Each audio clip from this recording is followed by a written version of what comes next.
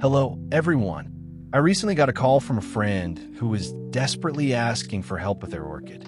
They sounded so worried, and when the plant finally arrived, I could immediately see why they were in such a panic.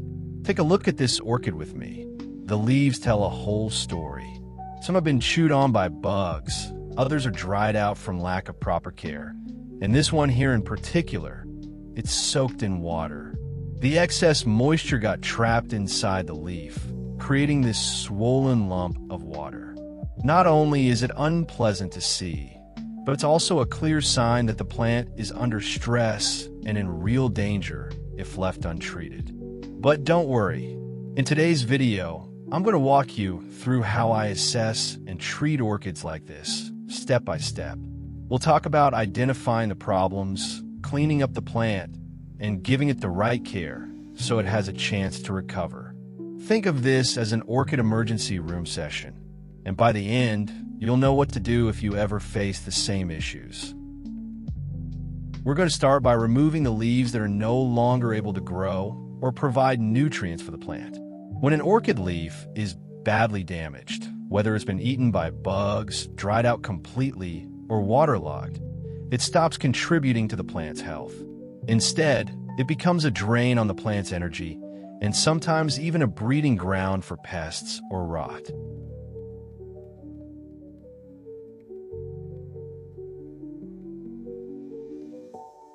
After we've finished trimming away the damaged leaves, the next step is to take a look at the stem. In this case, the stem is no longer supporting healthy flowers, so instead of letting it dry out completely, we're going to make good use of it. Using a clean, sterilized pair of shears or scissors, carefully cut the stem back. Choose a section that looks firm and green, not dried or hollow. This part of the stem can actually be used for propagation, which means we'll try to encourage it to produce new growth. Cut just above a node. That's the small bump or line along the stem where growth buds can form. These nodes are where the magic can happen, because under the right conditions, they have the potential to grow keikis, baby orchids, or even new shoots. Once you've cut the section you want, set it aside for now. We'll prepare it for propagation in just a moment. You see this particular leaf with the water lump? This is something we need to deal with right away. When water gets trapped inside a leaf, it creates a swollen lump like this. It may not look too serious at first, but in reality, it's a perfect spot for bacteria or fungus to grow, and if left untreated, it can spread quickly and harm the rest of the plant. The best solution is to remove the leaf entirely.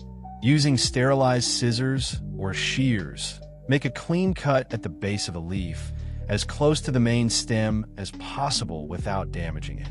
Never try to squeeze the lump out. That will only injure the tissue and make infection more likely.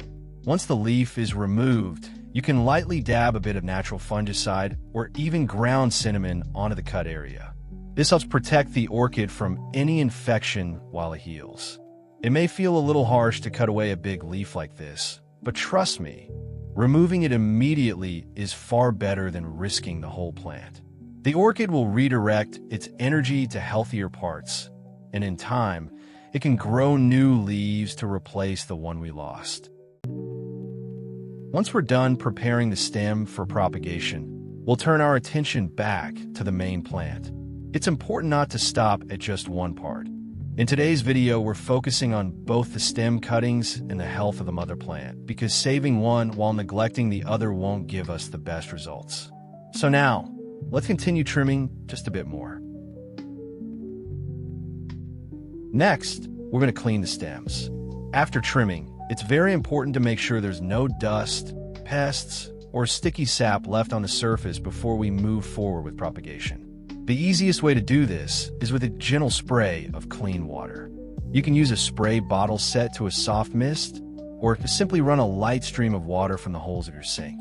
The key here is to avoid strong pressure.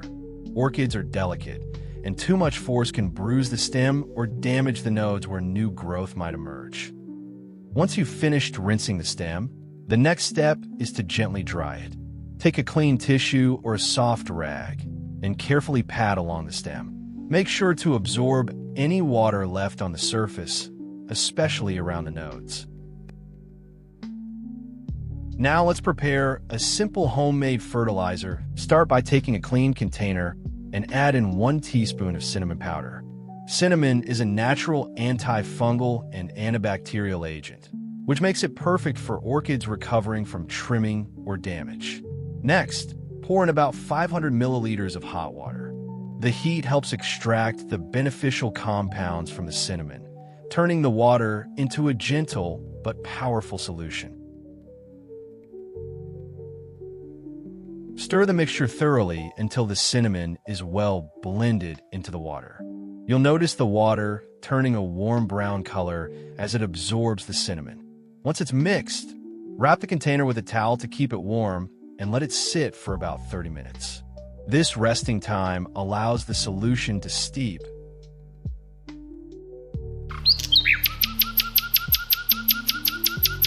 After 30 minutes have passed, remove the towel and check on your solution. By now, the cinnamon has steeped nicely into the water. Give it one more gentle stir to mix everything together.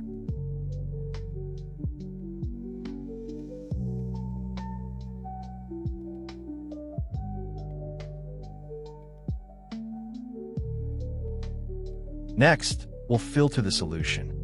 Pour it slowly through a fine mesh strainer into another clean container. This step is very important. It removes any solid particles that haven't broken down. If we leave those in, they can clog spray bottles or stick to the plant surface, which we don't want. What you'll have left is a smooth, golden brown liquid, clean, clear, and ready to use as a natural fertilizer and protective solution for both the stems and the main orchid plant.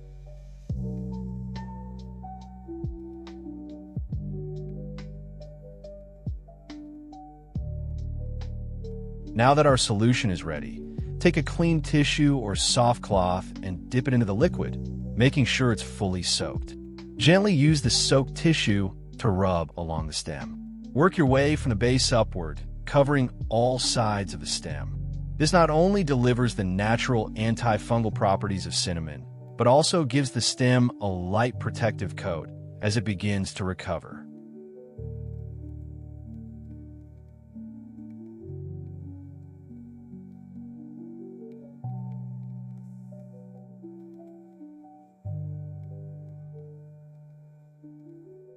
Once you're done with the stem cutting, repeat the exact same process on the main orchid plant. Carefully wipe the stems and areas where you made cuts earlier. This will help prevent bacteria or fungus from entering those fresh wounds, while also boosting the plant's overall strength.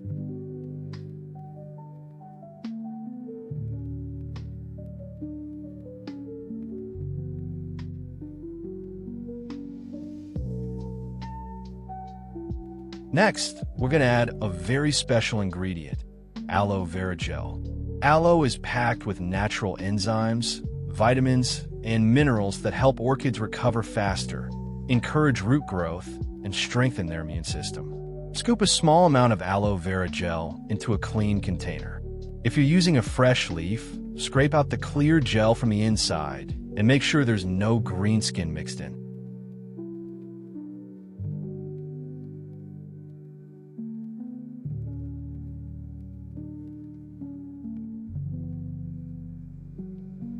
Now add this gel into our prepared cinnamon solution. Give it a good stir until the aloe blends in well with the liquid.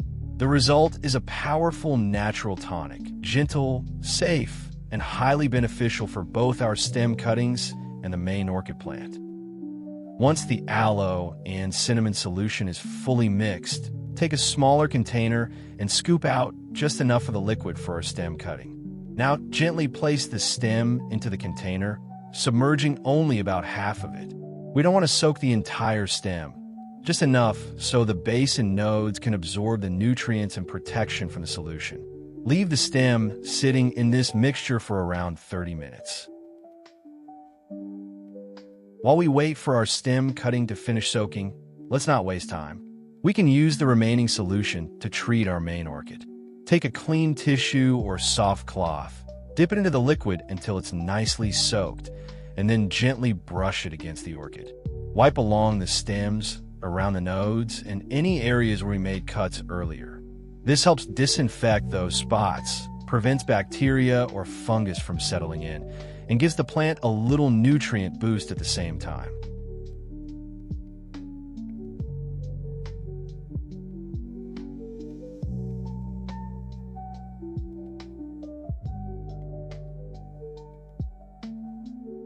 Once you've finished brushing the orchid, pour the rest of the solution into a clean spray bottle.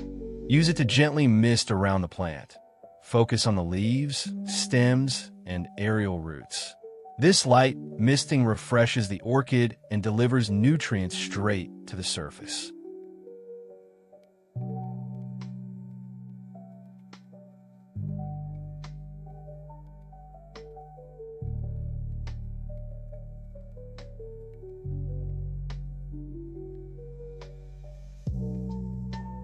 And for the final step, you can also pour the remaining solution directly into the potting medium.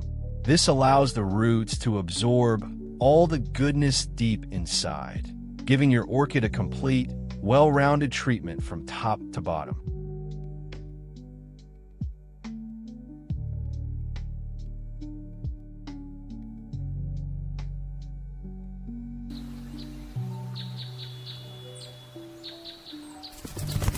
After about 30 minutes have passed, gently remove the stem from the solution container. At this point, the cutting has already absorbed the beneficial properties of the mix: cinnamon to protect against fungus and bacteria, and aloe to encourage healthy new growth. Before we continue, take a clean tissue dipped into the same solution and carefully give the stem one last gentle brush. Glide along its surface, especially around the nodes and the base, to ensure every part has a light protective coat. This extra step might seem simple, but it gives the stem an added layer of strength as it prepares for propagation. Now the cutting is fully conditioned and ready.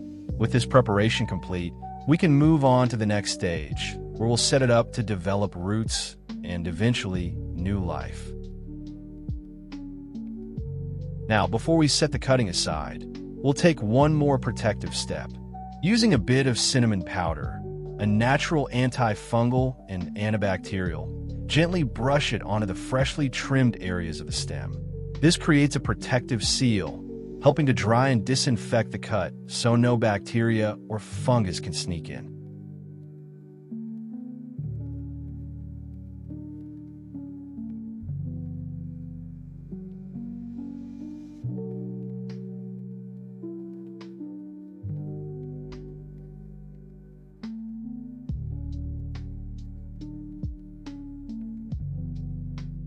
Don't forget to do the same for the mother orchid as well. Lightly apply cinnamon to any trimmed or wounded spots on the main plant. Think of this as a natural healing balm. Now that the stem has been protected, let's prepare a temporary place for it to grow. We'll be using a simple 2-cup setup. Take 1 cup with drainage holes. This will hold the stem securely, and place it inside another cup that acts as the base to catch any excess water. Next, we'll use a piece of foam at the bottom to support the cutting. You might need to make a few small adjustments, trimming or shaping the foam so it fits perfectly and sits flat at the bottom of the cup. This creates a stable foundation and keeps the stem upright. Once everything is in place, pour in just a tiny bit of water into the cup with the foam. Remember, less is more at this stage. We only want a light layer of moisture to encourage gentle hydration without risking rot. Now it's time to place the orchid stem into its new temporary home. Gently set the stem inside the cup with the foam, making sure it sits upright and steady. This positioning is important. A straight, stable stem will have a much easier time developing healthy roots. Once the stem is in place, take the other cup, the one with drainage holes, and cover it over the top. This creates a simple, protective dome while still allowing just enough airflow. If you want to add a bit more security, you can use a small clip to keep the 2 cups together. That way, the setup won't shift or fall if it's moved around. With this, the cutting is now safe, stable, and ready to begin the slow process of growing new roots.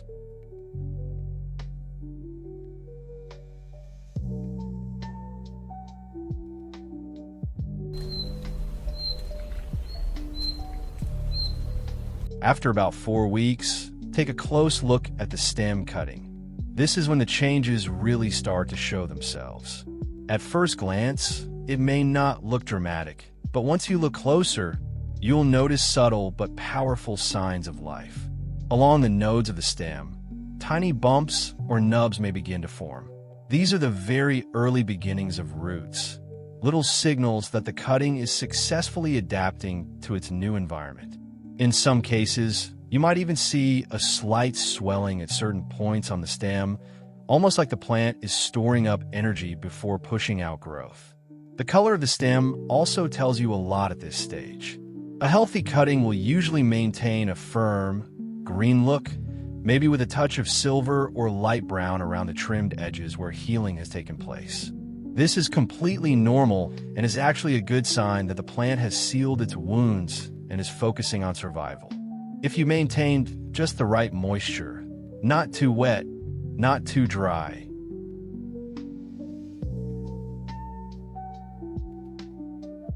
But it's not just the cutting that shows progress.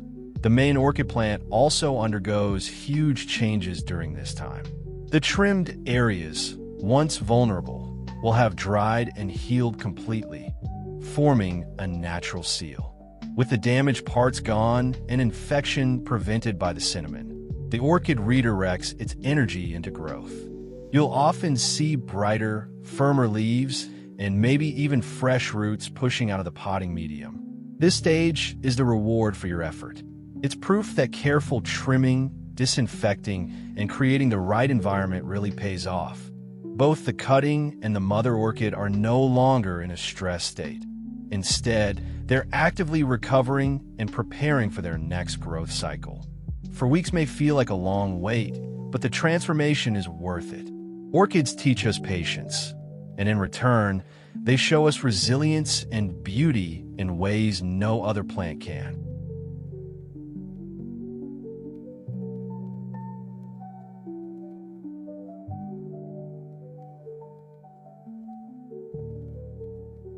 Now that our stem has shown good progress, it's time to prepare its new and more permanent home. For this stage, I always recommend starting with a cup or a small pot that has clear drainage holes. Good drainage is absolutely essential for orchids. It prevents excess water from sitting at the bottom, which is the #1 cause of root rot. Next, we're going to prepare the potting medium. Begin by slowly filling the cup with pieces of pine bark. Don't rush this part. Add the bark a handful at a time, giving the cup a light tap so the pieces settle naturally into place. Pine bark is excellent because it provides both support and airflow around the roots, mimicking the orchid's natural environment where it clings to trees rather than sitting in soil. Keep filling until the bark reaches close to the top. At that point, we'll add a thin layer of moss on top. The moss serves a dual purpose. It helps to lock in a bit of surface moisture while still allowing plenty of air to circulate. Think of it like a protective blanket that balances out the dryness of the bark. With the potting medium prepared, bark below and moss above, we're now ready to introduce the stem cutting. This careful layering creates a stable and healthy foundation, giving the new roots the best chance to grow strong and secure. This next part is very critical: routine care. Once your stem is in its new home, what truly determines success isn't just the setup, but the daily and weekly habits you follow afterward. Orchids thrive on consistency, and even the healthiest cutting or plant can struggle if care is neglected. First, let's talk about watering. With bark and moss as the medium, you want to keep things evenly moist but never soggy. That usually means watering once or twice a week, depending on your climate. Always water slowly around the edges of the pot, allowing the moisture to trickle down and reach the roots without drowning them. If the moss feels dry to the touch, it's a sign that your plant is ready for another drink. Next is light. Place the orchid somewhere bright, but out of direct, harsh sunlight. Indirect light, like near a window with sheer curtains, is perfect. Too little light, and growth will be slow. Too much, and the leaves may scorch. Striking that balance is key. Airflow is another factor many growers overlook. Orchids don't like stagnant, humid corners. A gentle breeze, even from a fan set on low, helps prevent fungal problems and strengthens new growth. And there you have it, from rescuing a struggling orchid to preparing the stem, nurturing it with care, and finally giving it a proper home. Orchids may look delicate, but as you've seen, with patience, the right steps, and a steady routine, they can bounce back stronger than ever. Remember, every little detail matters, from trimming and disinfecting to choosing the right medium, and most importantly, showing up with consistent care. If you follow these steps, you won't just save your orchids, you'll help them thrive and reward you with beauty for years to come. Thank you so much for joining me in today's video. If you found this helpful, don't forget to give it a like, share it with other orchid lovers, and let me know in the comments how your orchids are doing. Until next time, keep growing, keep learning, and keep enjoying the wonderful world of orchids.